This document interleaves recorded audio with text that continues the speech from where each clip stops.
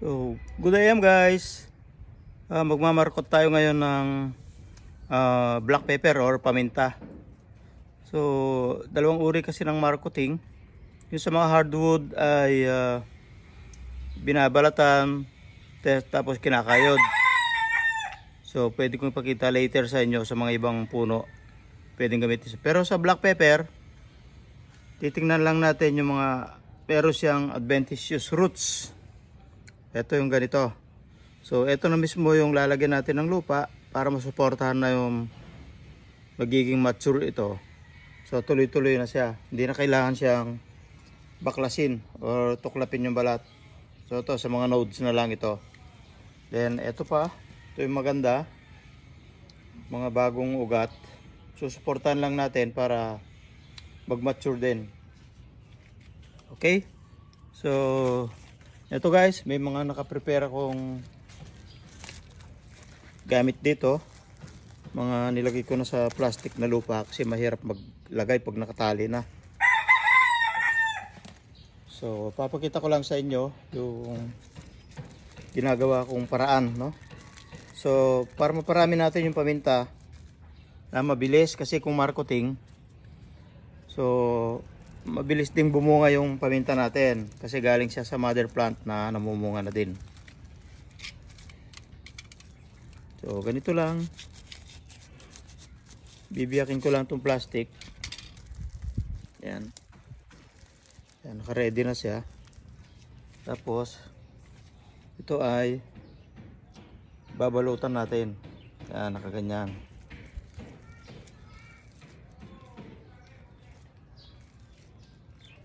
So dahan-dahan lang kasi baka ma-damage yung ugat niya.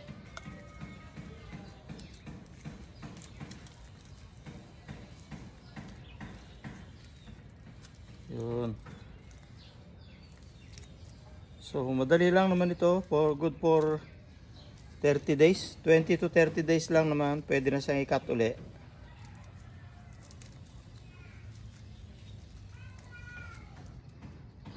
Kasi meron na siyang ugat, pagugulangin lang natin. Yan.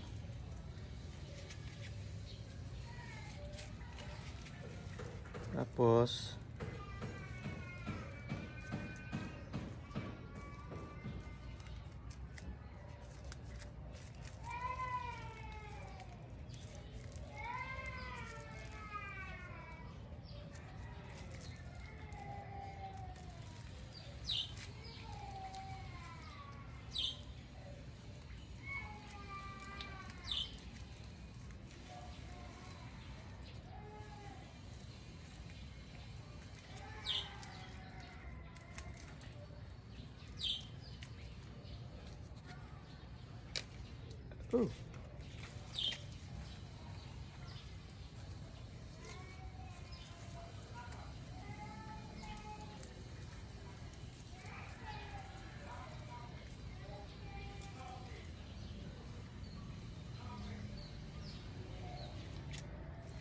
yan, ito pa meron din.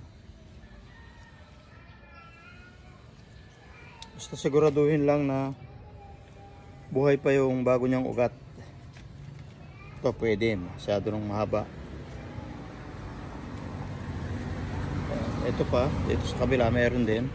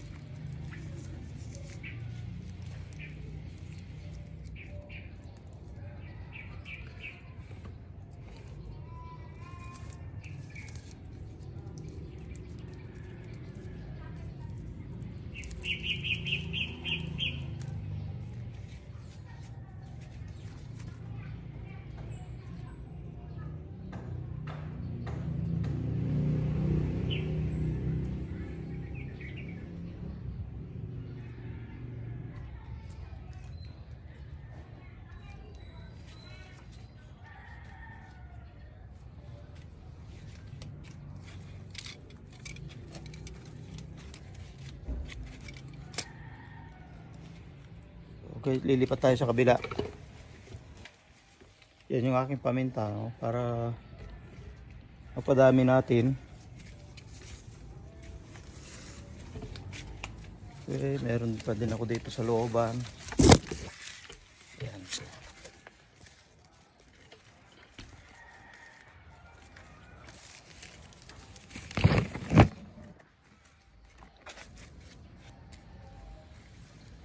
So, ito.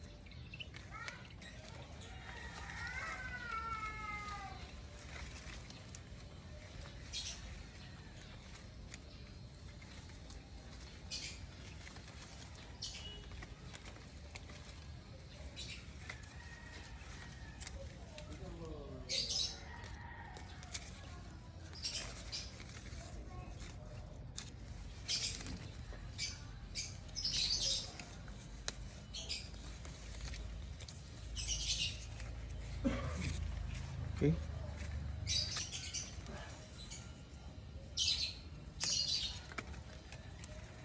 Dito tayo sa kabila guys para nakakuha tayo ng bagong ugat.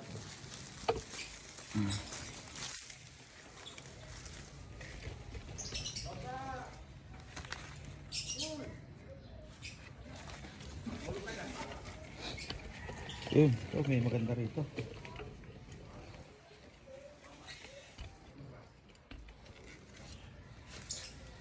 Ito nyo guys, oh.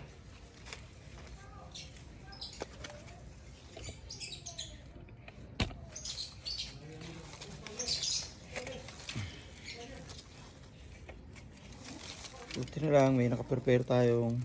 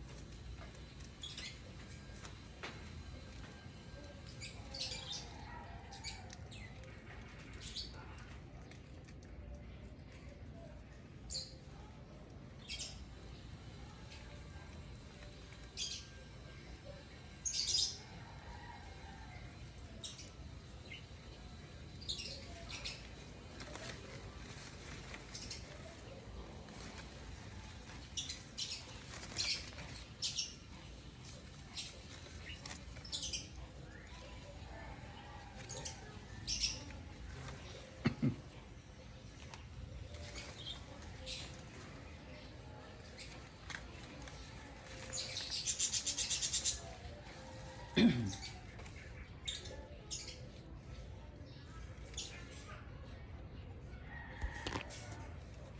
ito guys, so meron pa ako dito. So malayo na kasi. So hindi lang natin mo-focus. Please. Makita natin.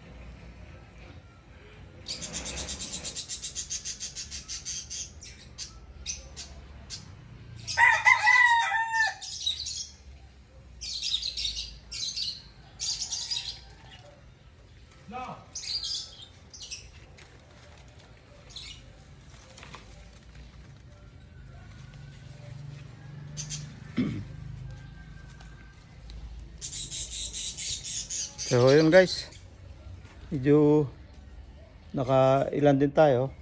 Yung iba kasi nakalampas na yung roots, nagmature na siya, so hindi na ito pwedeng mabuhay. Kundi gamitan ko na lang sila gagamitin ko sila sa cuttings. So hindi na sila pwedeng i-markot.